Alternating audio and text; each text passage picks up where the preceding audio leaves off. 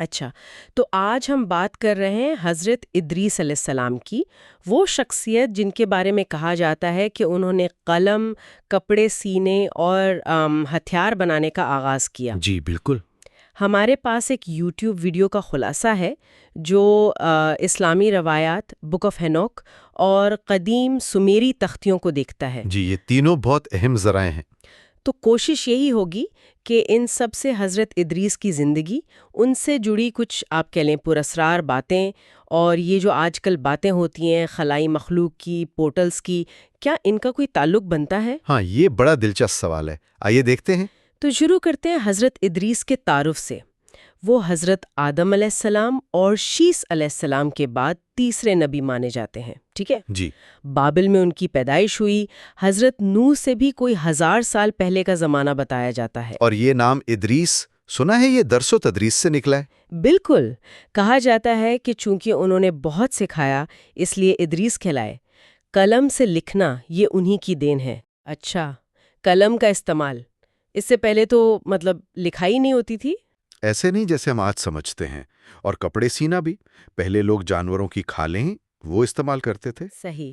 پھر علم نجوم، حساب یعنی میتھمیٹکس، اور ہتھیار سازی، دفاع کے لیے، یہ سب علوم ان سے منسوب ہیں۔ اور زبانوں کا بھی ذکر آتا ہے؟ جی، کہا جاتا ہے کہ وہ بہتر 72 زبانیں جانتے تھے، اور کئی قدیم زبانوں کی بنیاد بھی شاید انہوں نے ہی رکھی۔ واہ! اچھا، قرآن پاک میں بھی ان کا ذکر ہے کہ اللہ نے انہیں بلند مقام دیا؟ جی، وَرَفَعْنَاهُمْ مَكَانًا عَلِيًّا، اسلامی روایات کہتی ہیں کہ انہیں زندہ آسمان پر اٹھا لیا گیا۔ زندہ؟ جی ہاں، اور پھر چوتھے آسمان پر ان کی روح قبض ہوئی۔ یہ وہی جگہ ہے جہاں معراج کی رات ہمارے نبی صلی اللہ علیہ وسلم کی ان سے ملاقات ہوئی۔ اچھا، یہ تو ہو گئی اسلامی روایت۔ اب وہ دوسرا پہلو دیکھتے ہیں، بک آف اینوک، یہ کیا ہے؟ دیکھیں، 1946 میں وہ جو بحیرہ مردار کے قریب تومار ملے تھے نا، ڈیڈ سی اسکرولز، جی جی۔ اور یہ کہ یہ حضرت ادریس علیہ السلام پر نازل ہوئی۔ ہنوک ان کا عبرانی نام ہے۔ اور اس میں کیا خاص بات ہے؟ اس میں ایک مخلوق کا بڑا تفصیلی ذکر ہے، واچرز۔ واچرز؟ جی، یعنی نگہبان۔ بعض روایات میں انہیں فالن اینجلز یعنی گرے ہوئے فرشتے کہا گیا ہے۔ گرے ہوئے فرشتے مطلب؟ کتاب کہتی ہے کہ یہ آسمان سے زمین پر اترے، انسانی عورتوں سے تعلق قائم کیا اور انہیں کچھ ممنوعہ علوم سکھائے، جیسے علم نجوم وغیرہ۔ ممنوعہ علوم؟ جی، اور ان کے ملاپ سے جو نسل پیدا ہوئی وہ عام انسان نہیں تھے۔ بائبل میں ایک لفظ ہے نفیلم۔ نفیلم؟ میں نے سنا ہے یہ نام۔ دیو قامت مخلوق؟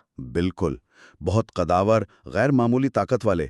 کتاب کہتی ہے کہ ان واچرز اور ان کی اولاد نے زمین پر فساد مچا دیا۔ کیسا فساد؟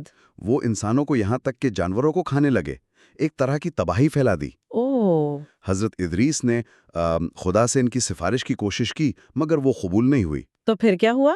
پھر روایت کے مطابق آسمان سے فرشتوں کی فوج آئی، جبرائیل علیہ السلام، میکائیل علیہ السلام جیسے فرشتے۔ انہوں نے ان واچر سے جنگ کی۔ آسمانی ینگ؟ جی، اور انہیں شکست دے کر زمین کی گہرائیوں میں قید کر دیا، قیامت تک کے لیے۔ یہ تو بڑی حیران کن بات ہے، لیکن یہاں وہ نقطہ اہم ہے نا کہ اسلامی عقیدے میں فرشتے نافرمانی نہیں کرتے؟ بالکل صحیح۔ اسلام میں ابلیس کو جنات میں سے مانا جاتا ہے، فرشتہ نہیں، جبکہ یہودی اور عیسائی روایات میں ان باغی ہستیوں کو فرشتہ کہا گیا ہے۔ یہ ایک بنیادی فرق ہے۔ ٹھیک، اب تیسرا زاویہ، سمیری تہذیب، عراق کی سرزمین، ان کی تختیوں پر کیا ہے؟ سمیری تختیوں میں بھی ہنوک یعنی حضرت ادریس علیہ السلام کا ذکر ملتا ہے۔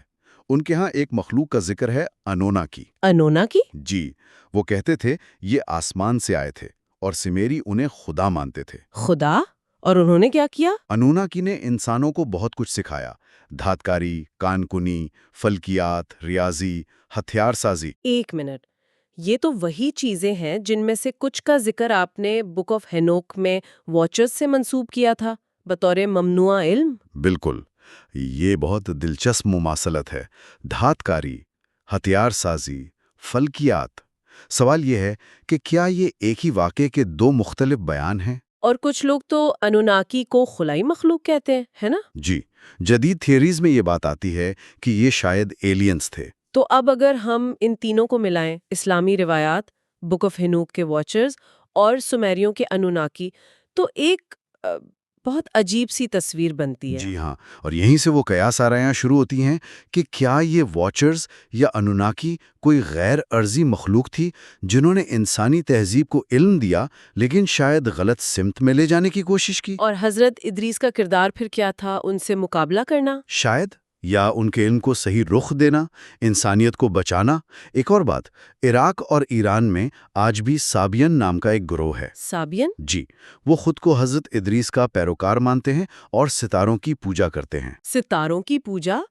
پھر وہی علم نجوم والی بات آ گئی جو بک آف ہنوک میں تھی۔ بالکل، یہ سب چیزیں آپس میں جڑی ہوئی لگتی ہیں۔ تو آخر اس سب کا مطلب کیا سمجھیں؟ یہ قدیم کہانیاں، واچرز، انوناکی، آسمانی جنگیں، یہ ہمیں تاریخ کے کن پہلوؤں کی طرف لے جا رہی ہیں؟ دیکھیں، غور طلب بات یہ ہے، کیا یہ قدیم داستانیں جو آسمانی مخلوقات کے اترنے، خاص علم دینے اور پھر جنگوں کا ذکر کرتی ہیں، کیا یہ کسی ایسی ٹیکنالوجی یا مخلوقات کی طرف اشارہ ہیں جنہیں آج ہم پورٹلز یا خلائی مخلوق کے نظریات سے جوڑتے ہیں؟ مطلب کہ تاریخ میں کچھ ایسا چھپا ہے جسے ہم اب سمجھنا شروع کر رہے ہیں؟ ہو سکتا ہے۔ یہ ایک ایسا سوال ہے جو ہمیں ماضی کو بالکل ایک نئے انداز سے دیکھنے پر مجبور کرتا ہے۔ اس پر مزید تحقیق اور سوچ بچار کی ضرورت ہے۔